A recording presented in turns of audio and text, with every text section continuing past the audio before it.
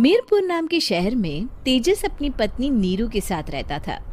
पति पत्नी दोनों ही नौकरी करते थे। एक दिन तेजस गांव अपनी माँ के पास फोन करता है। हेलो, प्रणाम माँ। जीते रहो माँ, तुम दादी बनने वाली हो हैं? अरे वाह, ठीक है बेटा, मैं कल ही आती हूँ। जब माँ जी शहर पहुंची तो बेटे बहू ने बहुत अच्छे से स्वागत किया। लीजिए माँ जी, चाय। अरे गर्मा गर्म पकोड़े ले आओ माँ के लिए। नीरू रसोई में गई और 2 मिनट में ही पकोड़े ले आई। जी ये लीजिए। बहू जादू से बनाए हैं क्या? अभी तो रसोई में गई थी। माँ जी, शीला रसोई में पकोड़े तल रही है, मैं बस लेकर आई। हे भगवान, मेरा धर्म भ्रष्ट कर दिया तूने। अब तो गंगा जल से शुद्धिकरण करना होगा। दूसरे दिन, माँ जी मैंने नाश्ता बना दिया है, ऑफिस जा रही हूँ। पर अभी तो घर का सारा काम पड़ा है। शीला आती ही होगी, झाड़ू पोछा बर्तन कपड़े वो सब कर लेगी। हमारे जमाने में घर का सारा काम हम ही करते थे। जी माँ जी, आप बहुत होशियार हैं, मैं घर ऑफिस दोनों नहीं संभाल पाती। तो जरूरत क्या है घर से बाहर जाकर चाकरी करने की? वैसे भी घर का काम खुद करने से घर में बरकत आती है, समझी? पर माँ जी। पर वर कुछ नहीं, इस महीने की पगार मिले फिर ऑफिस बंद। हाँ। रात को नीरू तेजस से कहती है, सुनिए जी, माँ जी बोल रही थी कि मैं नौकरी छोड़ दूं। वैसे ठीक ही तो है, अभी तुम्हें आराम की जरूरत है। फिर भी आराम कहाँ, शीला को छुड़ाने के लिए बोल रही थी। तो अब 24 घंटे में इतना काम तो कर ही सकती हो। पर जॉब पसंद है मुझे, घर पर मन नहीं लगेगा। अगले दिन जब दोनों ऑफिस के लिए निकल रहे थे, मेरी तो कोई कीमत ही नहीं है इस घर में। माँ जी, आजकल महंगाई बहुत है, रहन सहन भी बदल गया है, दोनों नौकरी करते हैं तभी ठीक रहता है।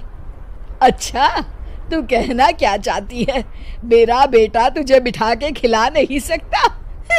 तू ही इस घर का खर्च चला रही है, हैं?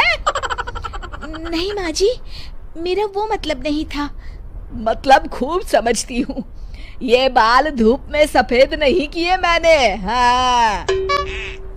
अब तो ये रोज का काम हो गया था। तेजस भी रोज की झिकझिक से परेशान हो गया था। एक दिन उसने कहा, नीरू, वैसे भी तुम्हें मैटरनिटी लीव मिलने वाली है, तो अभी से ही छुट्टी ले लो। पर क्या, मेरी सैलरी अच्छी खासी है। आखिर नीरू ने रिजाइन कर दिया। जब बच्चा हुआ तो घर में सब बहुत खुश हुए। कुछ दिनों बाद तेजस फाइल देख रहा था। क्या हुआ तेजस, कुछ परेशान लग रहे हो? अब हाँ, वो हमारी जितनी सेविंग्स थी वो तो हॉस्पिटल में और छठी के फंक्शन में खत्म हो गई है नीरू। और अभी वैसे मंदी चल रही है तो मैं बोल रही थी कल मुन्ना को हेपेटाइटिस का टीका लगवाना है। नीरू, क्या पोस्टपोन नहीं कर सकते? नहीं जी, बिल्कुल नहीं। अब तेजस को समझ में आ रहा था कि उससे गलती हुई है। पैसों की कमी का असर घर के माहौल पर भी पड़ रहा था। अगले दिन, बेटा मेरा चश्मा और ये दवाइयाँ ले आना, पर्चा देते हुए माँ जी ने कहा। जी। तेजस, मुन्ना के लिए दूध का डिब्बा और डायपर भी ले आना, और ये किराने के सामान की लिस्ट है, इसे भी लाना है। तेजस गुस्से में लिस्ट मरोड़कर फेंकता है और चिल्लाता है, पैसे क्या पेड़ पर उगते हैं? ये ले आना, वो ले आना। अरे पर ये जरूरत का सामान ही है। वो गुस्से में बिना कुछ कहे ऑफिस चला गया। अरे लंच तो ले जाइए। नीरू दौड़कर डिब्बा पकड़ाती है। एक दिन खाना खाने के बाद, नीरू,